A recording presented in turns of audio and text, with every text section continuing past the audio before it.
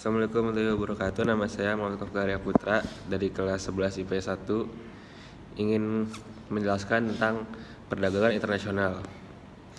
Perdagangan internasional adalah kegiatan yang terkait dengan transaksi barang dan atau jasa yang terjadi antara negara dengan tujuan untuk memperoleh keuntungan.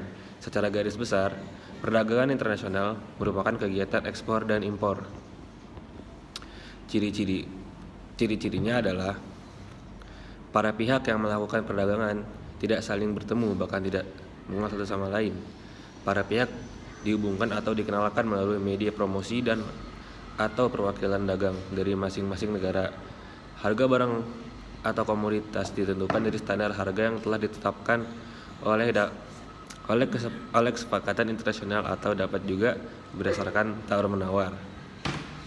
Tujuan perdagangan internasional dominan komersial atau dapat terjadi hubungan antara pedagang dan konsumen, tetapi komoditas digunakan untuk kepentingan produksi. Di Indonesia, pelaku usaha harus memenuhi persyaratan yang ditetapkan pemerintah dan memiliki izin-izin tertentu. Keikutsertaan negara sangat besar, baik yang berkaitan dengan pungutan negara maupun perlindungan terhadap pelaku usaha. Mata uang yang digunakan adalah mata uang kuat seperti dolar Amerika dan dolar Singapura. Bahkan bahasa internasional yang dipakai terutama bahasa Inggris. Hasil perdagangan atau ekspor dipakai menjadi sumber devisa bagi setiap negara dan akan menentukan kemampuan negara yang bersangkutan di bidang moneter.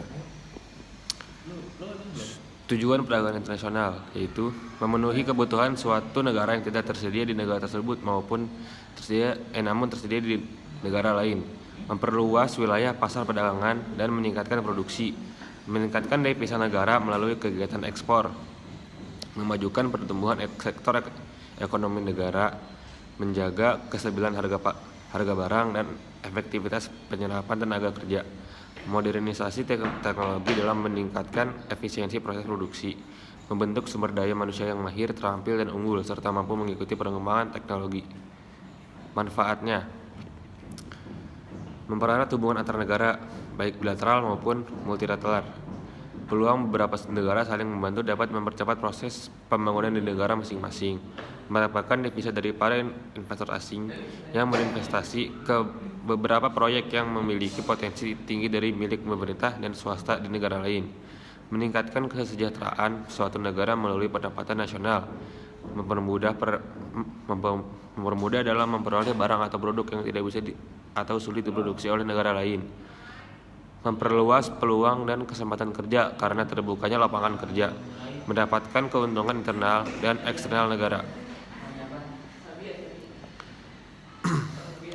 Faktor pendorongnya yaitu adanya kebutuhan barang dan jasa yang belum dapat diproduksi di dalam negeri, adanya perbedaan kemampuan ilmu pengetahuan dan teknologi dalam mengolah sumber daya ekonomi, adanya kelebihan produksi sehingga perlu perluasan usaha, adanya perbedaan sumber daya iklim dan kualitas sumber daya manusia yang menyebabkan perbedaan kualitas hasil produksi, adanya kesamaan selera masyarakat dunia terhadap suatu produk tertentu, keinginan menjalin kerjasama ekonomi, hubungan politik, dan dukungan negara lain, berkembangnya globalisasi ekonomi dalam kehidupan masyarakat dunia, kemajuan telekomunikasi, informasi, dan transportasi yang mempermudah pelaksanaan perdagangan internasional.